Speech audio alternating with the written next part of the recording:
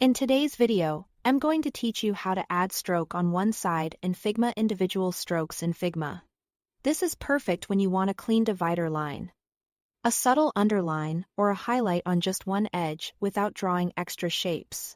Start by opening your design in Figma so you can see the canvas and the right-hand sidebar. Make sure you are in the Design tab in the sidebar.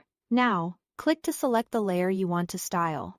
This can be a rectangle, a frame, or a component.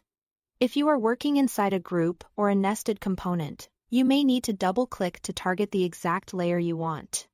A quick way to confirm you've selected the right thing is to glance at the layer name in the top left of the canvas and check that the right sidebar shows properties for that specific layer. With your layer selected, look for the stroke section in the right sidebar. Click the plus icon to add a stroke. Figma will apply a default stroke, usually around 1 pixel, using the current color. At this point, the stroke is applied around the entire object, but we're about to limit it to a single side. Next, find the strokes per second IDE control. It's the small square with a partial border, sitting to the right of the stroke weight input. If your panel is compact, you might need to expand the stroke section to see it.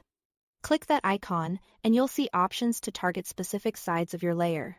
Choose the side you want to apply the stroke to: top, bottom, left, or right. The stroke will immediately snap to that edge while keeping the same color and style you set in the stroke section.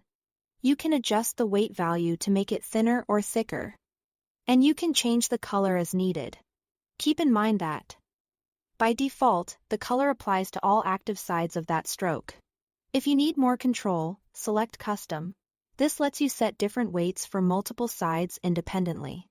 For example, you can set 2 pixels on the top, 0 pixels everywhere else, or mix different values across edges to match your layout. This is especially useful for building consistent spacing and visual hierarchy without extra layers. That's all to add a stroke to one side in Figma. Thanks for watching.